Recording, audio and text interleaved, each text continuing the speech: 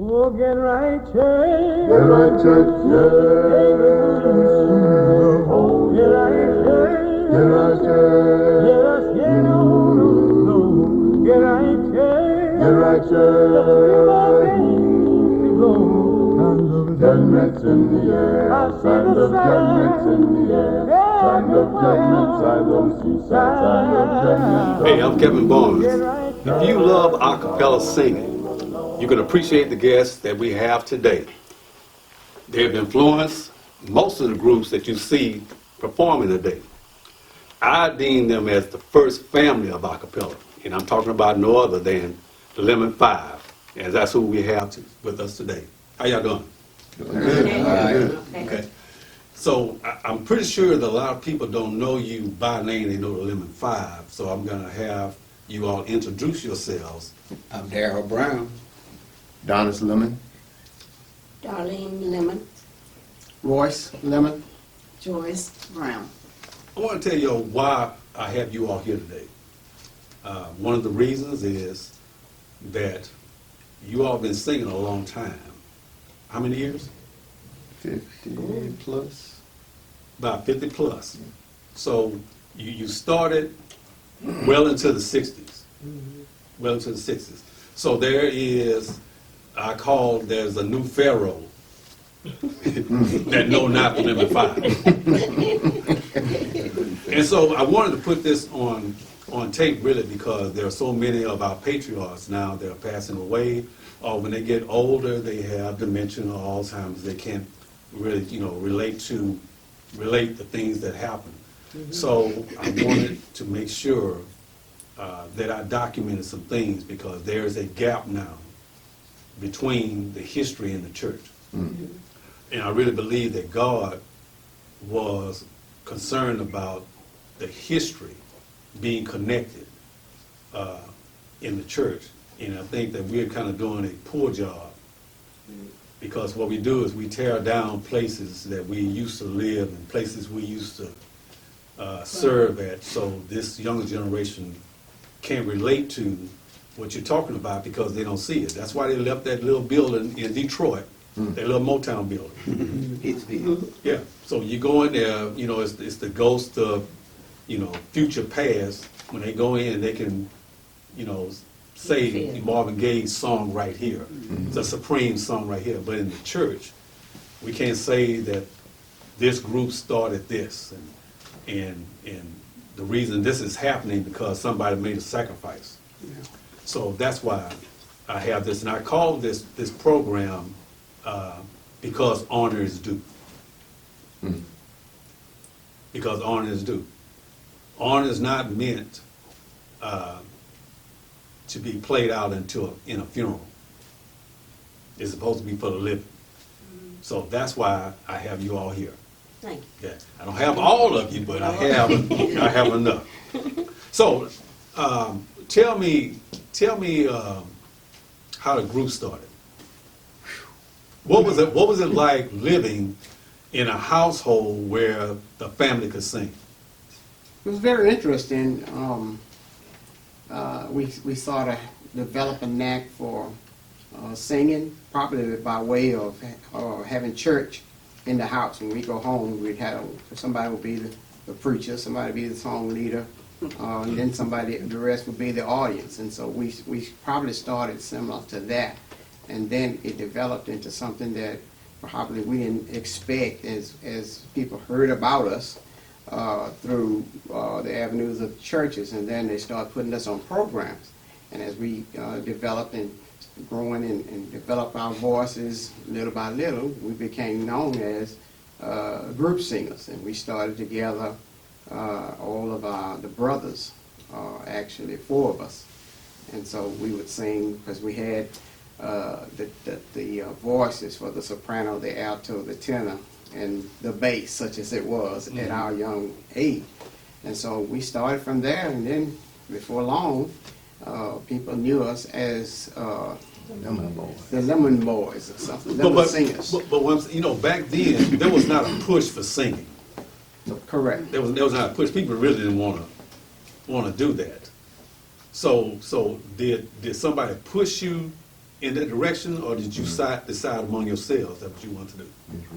Well, at one time, no one pushed us in the beginning, but the more we were seen or we were out and people heard it, the more they started talking about y'all ought to be singing in other places besides singing here. That was the place where we lived in Third Ward. We lived in this apartment upstairs, and we would sing. We get in the window and sing out to the neighborhood folk, and whoever, whether anybody was listening or not, we would just sing. And this lady downstairs heard about us, and she invited us down to her place under us, and she would have us just come in and just start singing just for her. And so we started to learn, and then we're pretty good at this, because if she saw it and noticed it, then the folk at churches noticed it, then maybe this could go somewhere. And so we started to really looking at developing ourselves more. How did Sister get in the group, since they were all guys? How did you recruit that? She was what? She recruited us. She recruited us. Yeah, we first, laughing, teasing about it. We said that she was jealous of us because we were getting the attention and all, but it wasn't that. She had a great voice as well, and so a lot of times we needed that soprano voice. And so, hey, we're all family anyway, so she joined us, and then we said, well, now we need to put a name to it, because there's 5 of us. We got it pretty much balanced, and so that is where we started, and here we are. I remember From there. I remember at the church, it was in the 60s, and somebody was in the hall and said that you all had started naming yourself the Lemon Five. That was right out when the Jackson Five came out. And they were, people had some criticism about that. The Lemon Five, that sound like, the Jackson Five, where you get that name from. Because back then it was really strict. That's true. They didn't want no sense of the world, That's true. So when you all came out with that name, it stuck, but I used to hear little whispers, about that, because the other thing is, the history of family groups is always some sort of curse in there. It's, the bars, the Silvers, it's something. But I used to wonder how you all stuck it out, because I know a lot of families that can sing, even in the church. I know a lot of families that can sing. They just can't stick it out. Well, the name did stick, even with the criticism and the little murmurs. It stuck so well because we identified with what people thought was good with the Jackson Five. It was a family group. They were good, they were up and coming, and it looked like they were going somewhere. And so little by little, we just ignored it and kept on singing. And after a while, everybody gravitated to it, embraced it, and never heard it anymore. And actually, we didn't name ourselves Big Junior. Samuel Melton Oh. did that. He That's was right. the one That's that right. came up with that idea, because he said, y'all can sing, Jackson 5, they're singing, they're family, just like you were saying. Yeah, I'm going to name y'all the Lemon 5. And he did. And that's what he did. I tell people when they're doing something, they don't have time to observe Right. what they're doing. We do that. We observe. Yeah. And sometimes there's misconceptions, Yeah. because we didn't see you all a lot. Saying you wasn't overrated, you weren't overexposed. There was no sort of filming back then. If they didn't see you, then they missed it. There was no starting over. You all sung, got off the stage, you missed it. Right. There was no encores. Even though people said one more, and you get off stage. That come from our mother. For real. Yes. You get up, do what you got to do, Sit down. just sit down. I don't care if they're saying keep going. People get tired of hearing that. Sit up, get up there, and don't get up there and stumble by what you're going to sing. You ought to know what you're singing when you get up there. So don't get up there congregating. That's what she called it. You get up there and sing and stand still. You don't do all that rocking and reeling. And that's where it comes from. So you get up there, and I'm gonna be in the audience, and you don't want me to stand up and say nothing. And that's what I mean. That's what I mean by observation. Because when they would say that, you would always just walk off, There you go. like ignore the church and just go sit down. We had our orders. Yeah, most of them. And no, what I'm saying is nobody said that. Correct. Nobody said that. You know. So they see you all over a period of time, and then now comes the first album, Get Right Church. Yeah. Okay. Now, do you all know what that album did? Do you Right have any then. sense? I think it changed some things. It changed. It changed the persona of group singing. Honestly, Okay, it did that. it did that.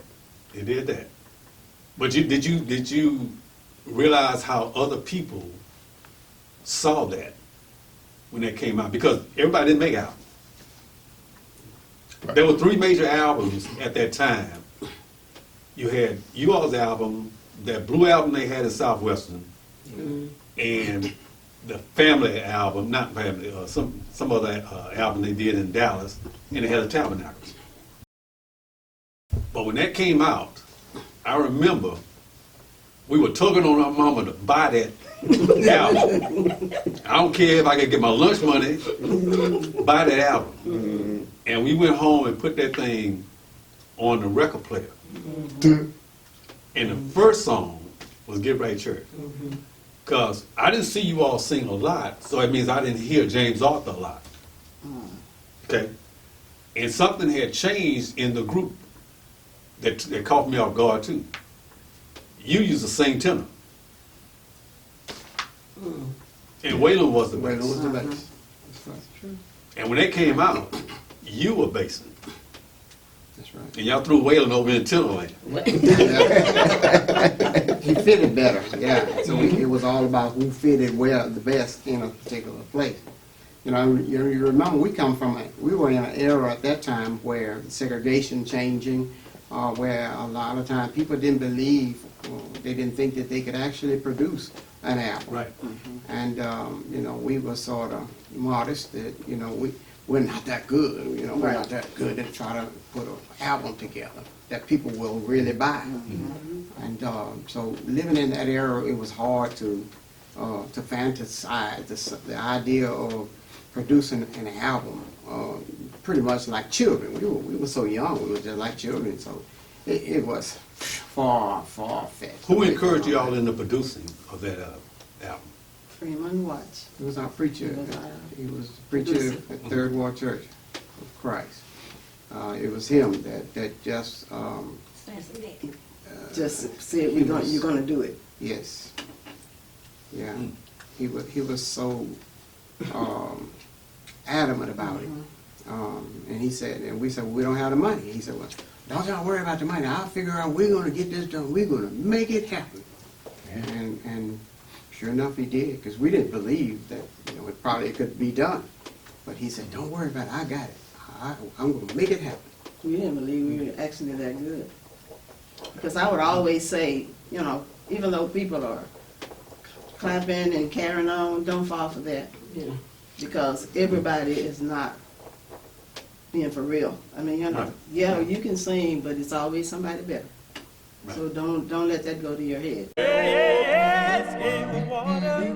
Jesus gave the water. Jesus gave the water.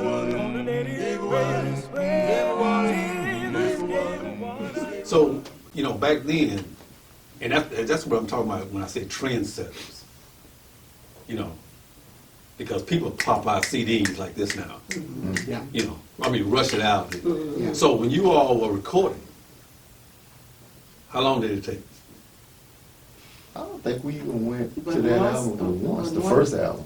I think we did. That's that. what I'm talking about, the first Yeah, the first one we did that. We did that in one. One tape, one session? I don't remember y'all going back. I don't know going They back. didn't. I We was didn't go about to back. say they didn't. Well, that's what I'm talking about. One time. Because we had gotten it together before we got there, we were practicing and not necessarily having a lot of fun then, because you have something to do and you want this to be good. You don't want to get out there and this man spent his money and all this kind of stuff, that doing all this, so you want to be the best that you can be. Yeah, and that's, you know what, that's why because that's kind of unheard of. It took Heaven So Real 5 months. Because, you know, when you go into to produce an album, you have to leave egos at the door. Somebody has been in charge and said, we're going to do this, and we're going to do it right, be prepared, and then get it done. You know, because you're on somebody else's dime. Right. You know, so when you have that, you know, a lot of times somebody don't show up, somebody's late and all that kind of, so you all kind of governed yourselves Pretty much, to get that, yes. you know. Yeah. You, And one thing, we didn't want to disappoint Brother White Right. because he was all in, you know, and like she said, we weren't that confident about the whole thing, and so with his belief was pushing us to do it the best we can because he was totally sold on the idea that you all can become a group and we can actually develop an album that will sell. And here's what he did. He finally told me some years later after he left the city. He said that he actually went around and took orders before we even recorded it. He took orders and that's said right. that It when was I put rumored. this It was together- rumored, and that's right. It was rumored, and they were already, people were already taking orders. Already Wow. paying for it ahead of We went to time. Miami for his thing. Yeah. He did say that. That he was did seed money. That's right. That actually was able to get the thing formalized. Wow. That's exactly what happened. Now, you know, everybody, you know, I sat in a lot of group practices. You alls are the funniest. Because y'all make humorous jokes before you get ready to sing. You know, it's like when you're on stage, it's like y'all at home. Y'all hitting each other like this here. No, I'm not singing it. Sing that. Especially when James was on stage. Y'all, it's just like y'all was in y'all's living room. So if you all were practicing, how would practice go at home? Just do a short song and show us how practice goes. Most of the time, what we would do is we would think of one of those groups that was already on the album, one of those like the Five Blind Boys or one of them, and then somebody would hit the note and then everybody just jump in behind it and just pick it up and carry it on. Yeah, that's what would happen. Oh, get right, church. Get right, church, yeah. Game was born and soon to blow. Get right, church. Get right, church. Let us get on one accord. Get right, church. Get right, church. Just a few more days to go. My brother Judgment's in the air. I see the Judgment's in the air. everywhere. Signs on the seaside.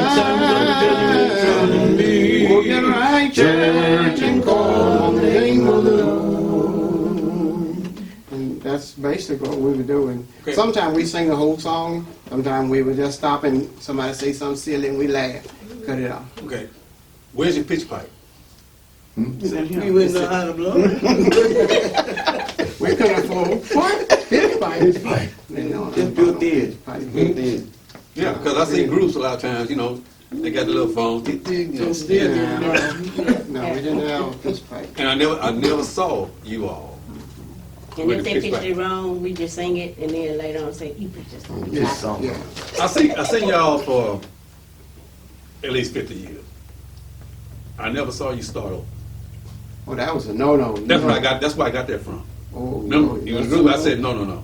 No, you don't start I over. don't care where it is. You go get better it. find your. You better find it. On the spot. Don't start over. It was embarrassing. Right. And my mother didn't want to be embarrassed. And we didn't want to embarrass her because we were going to have to hear about Because it. if this is what you gonna have to do, I'll make y'all I'll sit down. just sit down. Sometimes we looking at artists and say, is mother here? Is mother here? Better not mess this up. Yep, there she is, right there. She's just Yeah. sitting there. Well, I'm gonna let you all in on a secret, okay? And Darryl can witness to this because we sung in the same group. They were frightened to death to sing in front of y'all. Shit acres, of course. They were Why? frightened to sing in front of, with us in the audience. Yeah, Why? Why? because it was like singing on The Voice. Yeah, sure. Because you could, everybody else, because sometimes noise is in the audience. It didn't matter if noise is in the audience. Y'all can sit like that, that's off. That is not right. We were intimidated. It was like that. No, Yeah. it's not like, it's not that you came out and said anything. Right. But we knew that you all, you know, you got this movie called Pitch Perfect. Y'all were like that. And you could tell if we hadn't practiced, they, you don't need to sing that, that ain't working. That ain't the right song for you. That's right. Yeah. Well, see, Yeah. that's the thing when with the groups coming up, watching them, listening. I'd be at practice sometime when they would be at practice, having practice, and they would just start the song, and everybody just got where they were supposed to get, and it wasn't no, you didn't hear no bad notes. Right. So then when you started singing with other groups, and then they started the song off, and you'd be like, wait a minute, what was that? And you used to say, well, you can't do that. You can't do that. Like, I would have to stop. I'm like, hold it, man, and we got to wrong. the point, and we got to the point, like you all, that was our criticism. And we'd be in the middle of the song, he would say, whoa, whoa, whoa, stop. And so new people that were in the group didn't understand that. Yeah. I said, no, that's the way we have practice. You know, we are like this here at each other, and then we get it right.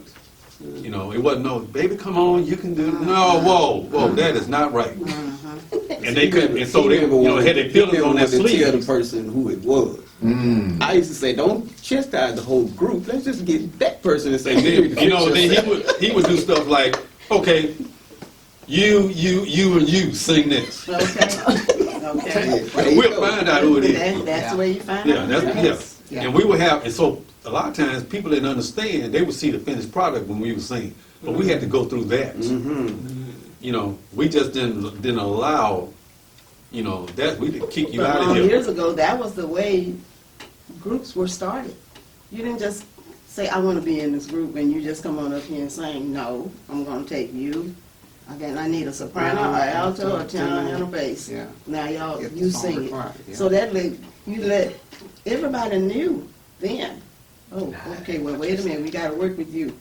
And it wasn't no embarrassing because we're trying to help. We're having a group. We're trying to do this performance and whatever we're doing. So we can't have you up here all off. And if you were honest and you hear yourself singing, Right. you know, little four or five people at a time, when you hear yourself, then you gotta just own, okay, that's me. Y'all, what do I need to do? What do I need to do? How do I, yeah. And that way then nobody's accusing or nobody's indicting anybody, you know, and it keeps harmony and love in the group. And the reason why I called, you know, I was kind of kidding, I said the first family of acapella because y'all never solicit outside help.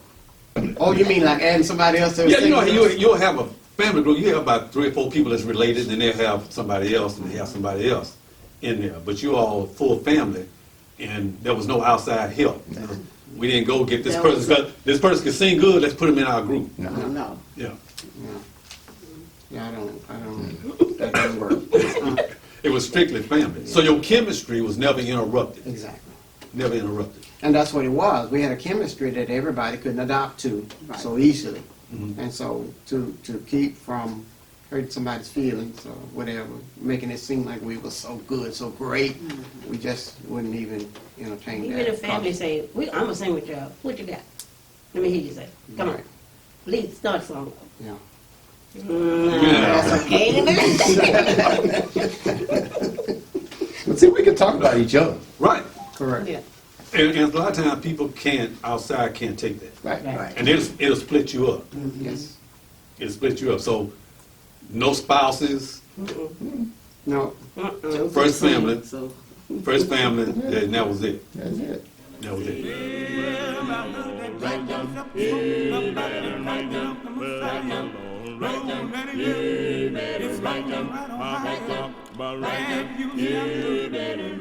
And some of us, as we do, we have children that actually can sing with us. Yeah.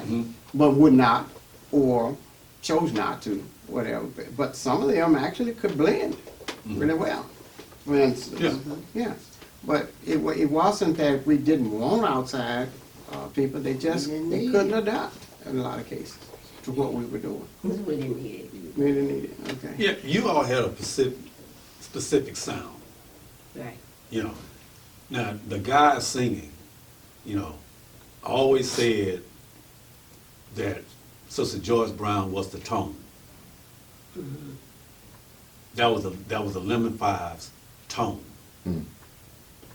Because if I put all the guys together and I let them sing, I wouldn't say that's a Lemon Five. I said, who is that? So if I had some guys here, some guys here, some guys here, I may know it's, figure out that's Royce leading or James Arthur. Yeah, But when I tone of the Lemon Five, you listen for Joyce. I would hear her tone. And you can tell it because when she would take lead, the tone Yeah. was different. Hers was out front. That's right. You know, she just had that unique, you know, and her son tried to mimic her tone. Talking about the other one. He always tried to mimic his mother's tone. Yeah. So, I want you to tell our audience something that they may not know as far as, because we're in a global era now. Tell me about James Arthur.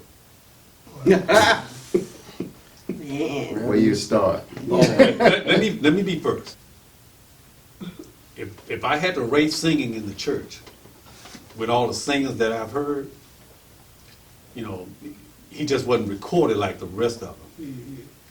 Pound for pound, he could sing anything. Yeah. Everybody else sings good and everything, but they got their limitation. He could sing anything. Naturally. No practice, just wail it out, and that was it. James could sing country western. Yeah, I saw that. Yeah. Yeah, He made a Country western. tape. yeah, Yeah. I'm like, who does that? yeah. But what I'm saying is because he's your brother and he's so close, you know, it becomes just, That's okay, James Arthur. yeah, it's James Arthur, you know. But there's only a few people that I was in awe with. And when you got married, we were at rehearsal. And I don't think it was nobody there but I think you and Waylon. And he sung Unchained Melody. And you all were just sitting on the pulpit like the seal humming. And we were practicing, I was in line like this here. And he sung it like with such ease. And I was just sitting there just staring at him. Couldn't even practice. No, I was just staring at him. You know, but he didn't think anything about it. And that's the thing, traveling him, his jokes and everything, but he didn't think anything about his competition in singing. He just singing. A lot of people don't appreciate it because they hear people now. Right. And so I gauged that when a guy's singing, I said, boy, if James Arthur was alive, because his voice didn't need no microphone. Right. True. He'd be way over there in the corner, and you can hear him. And it'd be nothing like the singing in the congregation, nothing. Yeah. He was a wonder. Yeah. You could hear James' voice in the back of the audience, and you knew that was him. Yeah. He was like y'all Michael Jackson. I was going to say that. Yeah. It was like losing y'all Michael Jackson. Yeah. Yeah. Pretty much. You know. And then how does the family like cope with that, and how do they stay together? Because sometimes when groups lose a key person, that's it. Right. Well, we embraced it because, in that area, he was the best. And everybody knew he was the one. He's the best. And there was a certain song that was just automatic. That's for him. And there was a certain other song that wasn't for him. It was for somebody else. And so, we rode with that because that's where it belonged. He was the best for certain areas. And so we didn't have no problem giving respect to that. But at the same time, we practiced and learned to be versatile in a way where if one is out or if one is missing, then somebody else knows how to not do exactly like him, but do it well enough where we could be represented well. And So we had to do that, We had to do it. even before he passed away. That's true. One time he went crazy.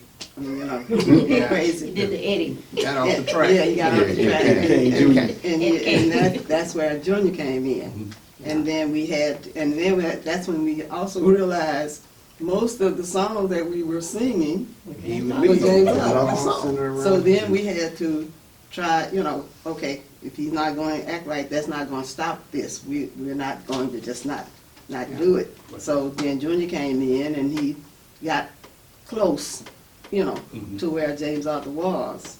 And he moved on. So when he passed away, then we already You knew already had it. how, Yeah. But one thing about it, see, I'm saying things about secrets. You taught me that. You taught me that in the group I was directing.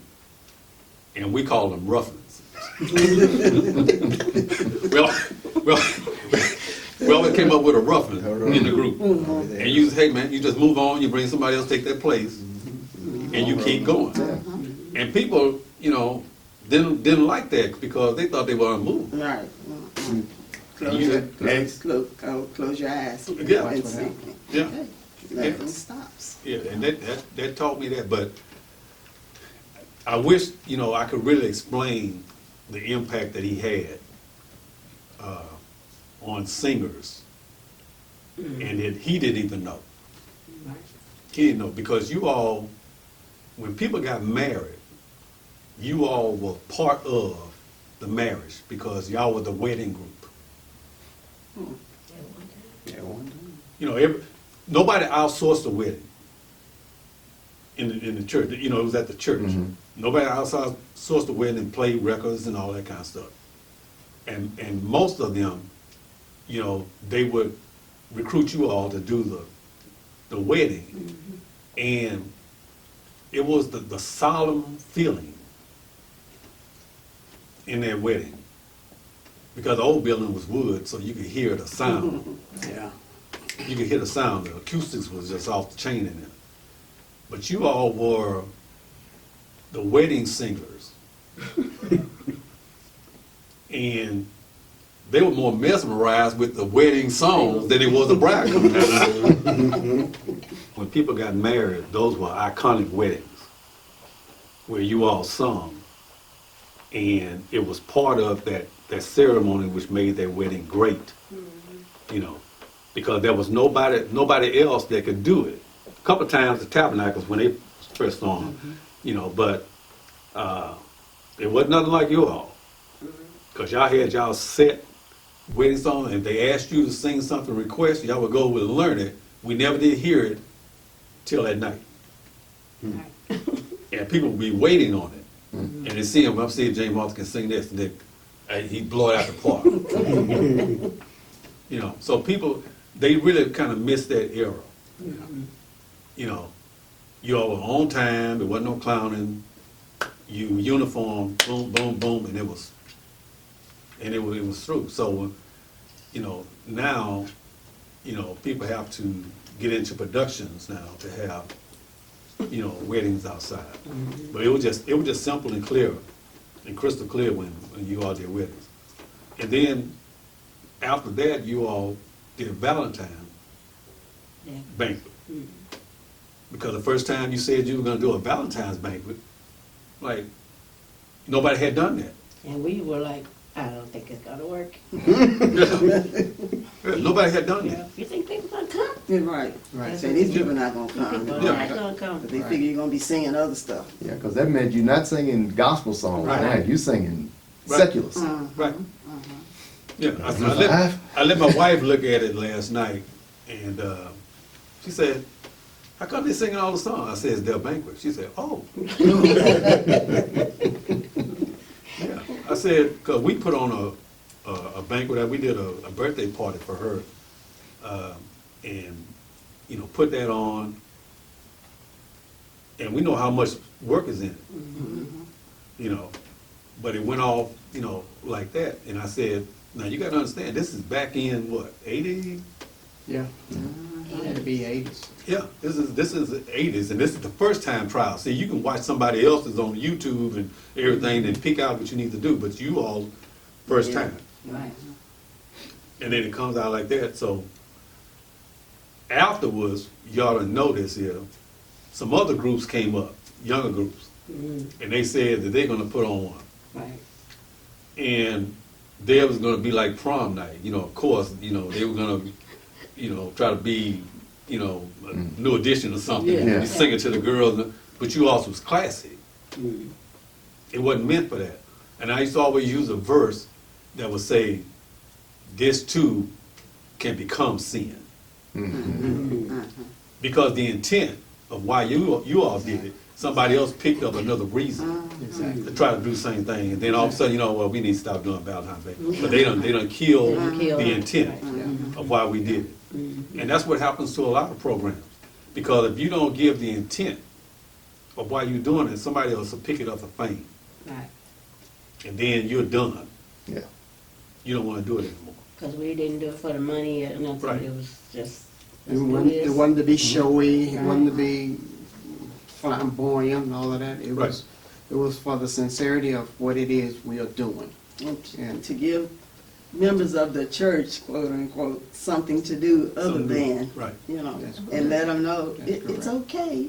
You can do this. You know, bring your wife, your husband, your Yeah. boyfriends, and all this. Yeah, yeah, Because people want to know what y'all gonna sing at the Valentine's Day. Mhm. Because why we sing with church songs. right. Right.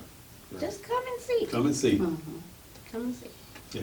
He showed us, I also saw New Year's Eve programs. You all did the commercials. Long time ago, that's what I'm trying to say. Long time ago. Long time ago. That's why I said when you all used to perform, nobody knew. Everybody was waiting because something, you're gonna do something. It was gonna be something new. And then you did all these commercials. That was the whole family too. Yeah. These commercials. You know, and you would do it at home, and then you would come bring it to church, and then that was it. You missed it, you missed it, that was it. Don't do that no more. That was it, you know. So you didn't water it down by continuing to do it. Nobody sent it viral and anything like this. You did it with all the humility, you know, for just that night, and that was it. We didn't do it no more.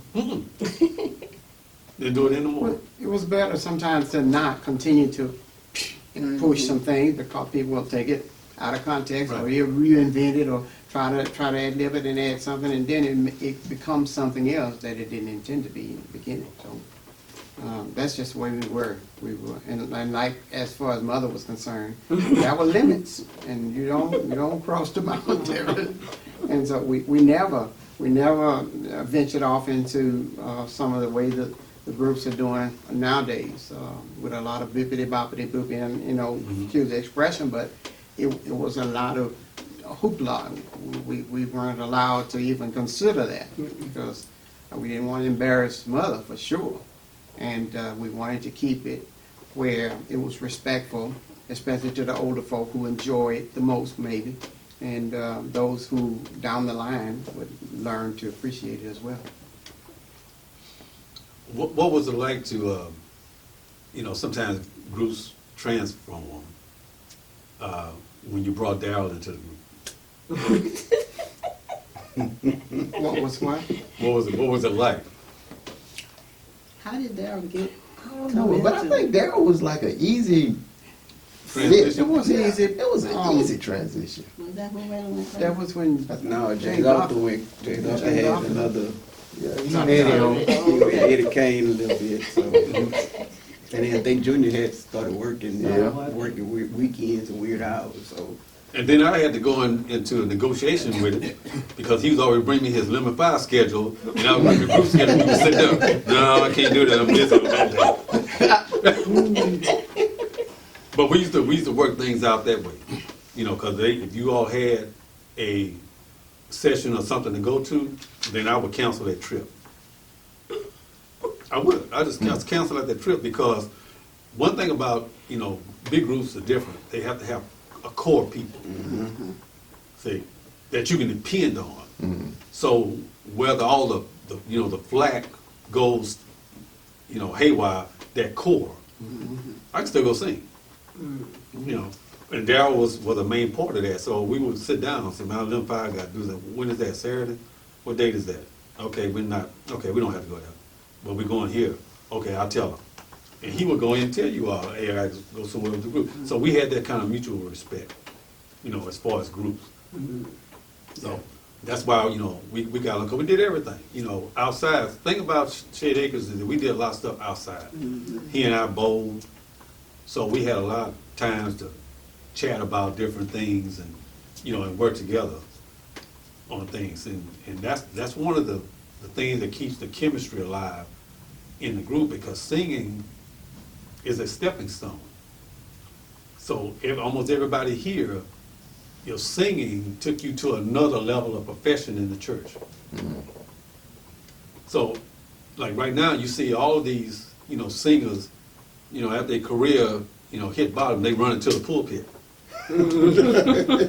Because ain't no money, they run into the pulpit. So you see more singers now turn into the ministry, but you all did that naturally.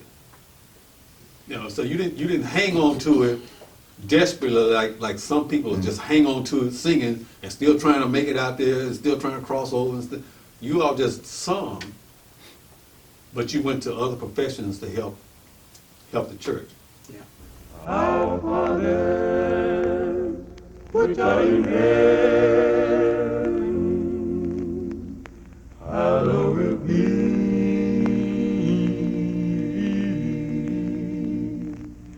thy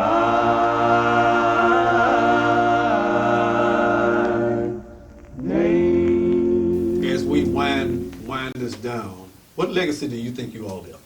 As a group, You know, what do you think if I'm an observer, what do you think I should learn, and what do you hope that I've learned about the Lemon Five?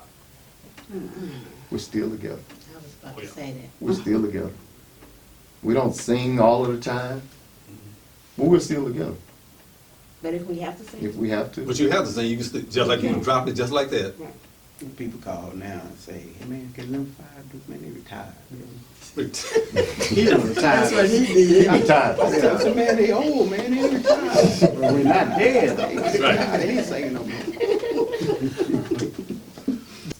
My wife loves singing. I didn't say I didn't have too much of it, so but she wants to hear. Let's give a go out song. Don't say made the work we've done. There you go. It's not gonna rhyme way down in They're there. gonna rhyme way down in there. All right, then. You just doing this. May the work we've done speak for us. May the work we've done speak for us. When I'm resting in my grave, there is nothing that can be said. May the work we've done speak for us. Hey, this has been a great time with the Lemon Five, and I really want them to know that I appreciate just knowing them. I think God blessed me just to be in a time to witness the Lemon Five. So this series is because honor is due, and I wanted to do this to make sure you all's legacy lives on. So I encourage you to go and investigate the Lemon Five. You know, look at their music, support them, but also give them the praise for the sacrifices that they made. And to Royce, Darryl, Darlene, Donis, and Joyce, I just want to thank them. We had a great time. God bless. Doesn't make my love so strong. Oh, why? Because God, He deemed it so. Oh,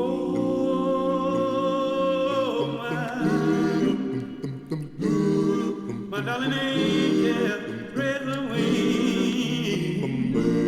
over my head.